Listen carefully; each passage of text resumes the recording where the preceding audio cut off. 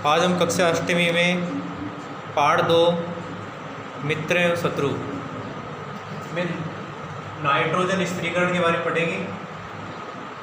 हमने पिछले कक्षाओं में राइजोबियम जीवाणु के बारे में जाना था। ये जो राइजोबियम जीवाणु हैं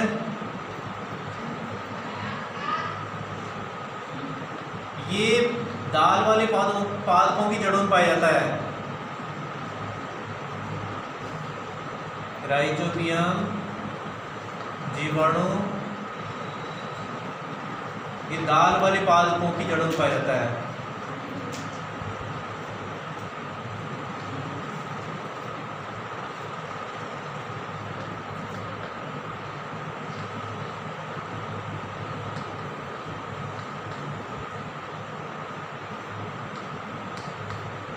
वो कार्य क्या करता है?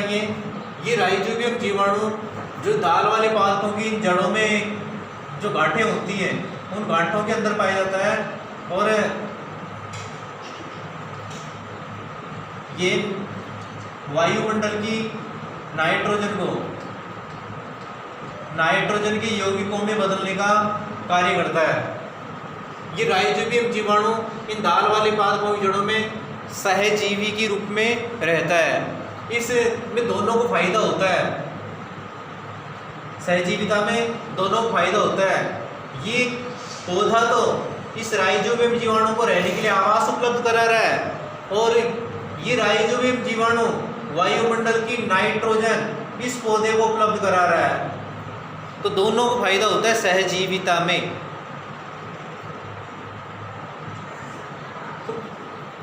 वायुमंडल की नाइट्रोजन के यौगिकों में बदलना नाइट्रोजन स्थिरीकरण कहलाता है। जो वायुमंडल की नाइट्रोजन है इसके नाइट्रोजन के यौगिकों में बदलना नाइट्रोजन स्थिरीकरण कहलाता है। ये नाइट्रोजन स्थिरीकरण दो प्रकार से होता है।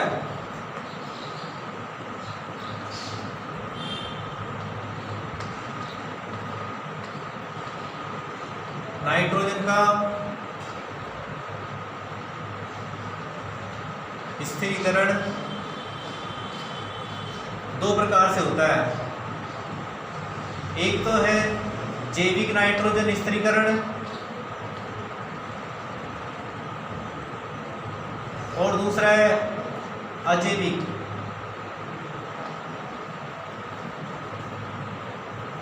नाइट्रोजन स्थिरीकरण यानी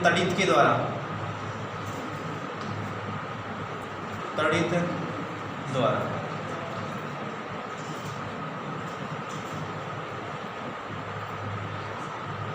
वायुमंडल में 78% नाइट्रोजन पाई जाती है। नाइट्रोजन की वायुमंडल में मात्रा कितनी होती है? 78% नाइट्रोजन होती है वायुमंडल में। लेकिन इस इतनी अधिक मात्रा में होने के बावजूद भी न तो हम इसका उपयोग कर पाते हैं, न ही ये पादप उपयोग कर पाते हैं सीधे।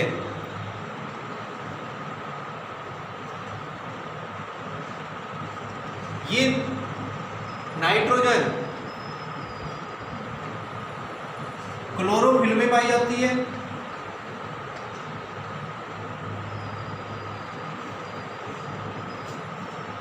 न्यूक्लिक एसिड में पाई जाती है,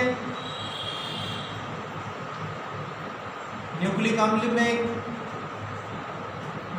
नाइट्रोजन पाई जाती है, विटामिन में नाइट्रोजन पाई जाती है, प्रोटीन में नाइट्रोजन पाई जाती है। तो ये इन यौगिकों में ये नाइट्रोजन पाई जाती है। तो इन यौगिकों का निर्माण तभी होगा जब पादपों में या हमारे शरीर में नाइट्रोजन जाएगी। इन यौगिकों का निर्माण तभी होगा जब नाइट्रोजन हमारे शरीर में, जंतु के शरीर में और पादपों में जाएगी, तभी ये बनेंगे। तो ये कैसे कि नाइट्रोजन इतने होते हुए भी वायुमंडल में हम इसको प्रत्यक्ष रूप से ग्रहण नहीं कर पाते हैं। तो इसका स्थिरीकरण दो प्रकार से होता है, जैविक स्थिरीकरण और अजैविक स्थिरीकरण। अजैविक स्थिरीकरण में क्या होता है? जब बरसात के मौसम में बिजली कड़कती है तो वायुमंडल में जो नाइट्रोजन है ये परमाणु में टूट जाती है।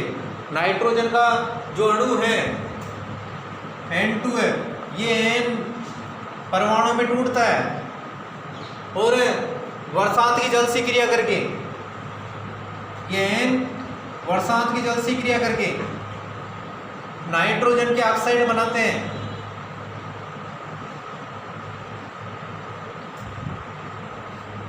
ये नाइट्रोजन के ऑक्साइड इस वर्षा जल में घुल करके, यानी यौगिक बना है, नाइट्रोजन का यौगिक बना है ये वर्षा जल में घुल करके भूमि पाते हैं।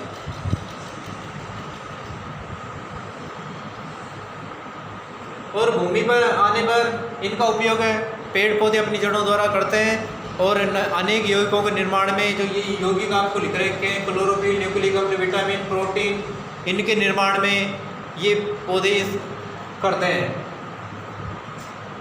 दूसरा है जैविक स्थिरीकरण। इस जैविक स्थिरीकरण में क्या होता है, जो दाल वाले पादप हैं, इनकी जड़ों में जो राइजोबियम जीवाणु पाया जाता है ये, और कुछ नील हरित शैवाल, ये वायुमंडल की नाइट्रोजन को नाइट्रोजन के यौगिकों में बदलने की क्षमता रखते हैं। नील हरित शैवाल और राइजोबियम जीवाणु, और भी ये जीवाणु, ये वायुमंडल की नाइट्रोजन को नाइट्रोजन के यौगिकों में बदलने की क्षमता रखते हैं। ये जैविक स्थिरीकरण कहलाता है। यहाँ आप देख रहे हैं वायुमंडलीय नाइट्रोजन, ये दो तरीके से यौगिकों में बदल रही है। तड़ित द्वारा नाइट्रोजन का स्थिरीकरण, और दूसरा है वायुमंडलीय नाइट्रोजन का जीवाणु व नील हरित शैवाल द्वारा स्थिरीकरण। तो स्थिरीकरण होता है दो तरीके से। तो जीवाणु द्वारा स्थिर नाइट्रोजन को नाइट्रोजन के यौगिकों में बदला जाता है। जो जीवाणु हैं इनके द्वारा नाइट्रोजन को नाइट्रोजन के यौगिकों में बदला जाता है।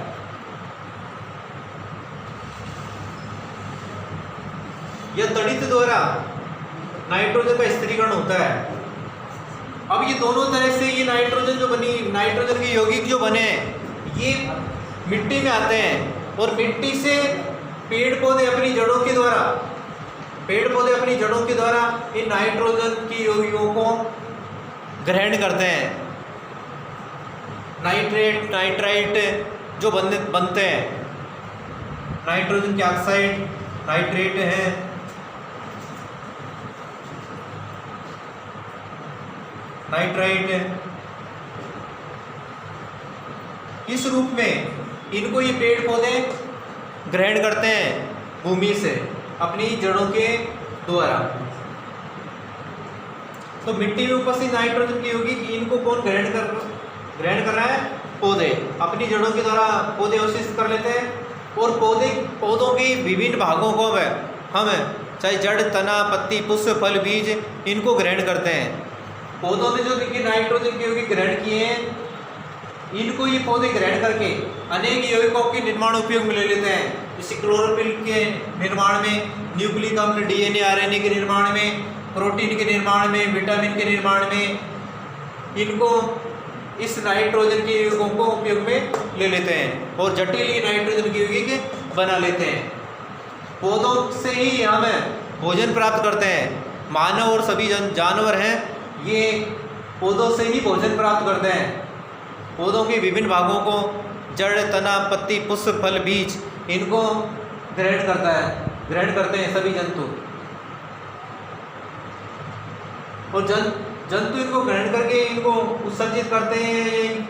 जब इनकी मृत्यु होती है, पौधे और जंतुओं की मृत्यु होती है, तो कवक और जीवाणु इनका विघटन करते हैं। मेरी निश्चित आयु के पश्चात पादपों और जंतुओं की मृत्यु होती है और इनके मृत शरीर पर जीवाणु और कवक लग जाते हैं और इनके मृत शरीर का विघटन कर देते हैं। और विघटित होने पर जो अंश जो मिट्टी में गए हैं उनको वापस पौधे ग्रहण करते हैं। या फिर कुछ ऐसे जीवाणु और होते हैं डिनाइट्रिकारी जीवाणु, विनाइट्रिकारी जीवाणु। ये मृत पादप और जंतु जो मृत पादप और जंतु के शरीर है इन पे लग गए हैं और इनमें जो नाइट्रोजन के यौगिक हैं इनका विघटन करके नाइट्रोजन गैस में बदल देता है। जीवाणु द्वारा नाइट्रोजन के यौगिकों का गैसीय नाइट्रोजन में बदलना। तो कुछ जीवाणु ऐसे होते हैं जो ये नाइट्रोजन के यौगिकों को नाइट्रोजन गैस में बदल देते हैं और ये नाइट्रोजन गैस वापस ही वायुमंडल में चली जाती है। तो वायुमंडल की नाइट्रोजन के यौगिकों में बदलना और यौगिकों से वापस ही मुक्त होकर के वायुमंडल में चले जाना नाइट्रोजन चक्र कहलाता है। वायुमंडल की नाइट्रोजन के यौगिकों में बदलना और यौगिकों से मुक्त होकर के वापस ही वायुमंडल में चले जाना क्या कहलाता है? नाइट्रोजन चक्र कहलाता है। तो ये हमारा प्रश्न बन गया। नाइट्रोजन स्थिरीकरण किसे कहते हैं? नाइट्रोजन स्थिरीकरण कितने प्रकार से होता है? नाइट्रोजन चक्र का नामांकित चित्र बनाइए। ये चित्र बनाएंगे आप, नाइट्रोजन चक्र का वर्णन कीजिए।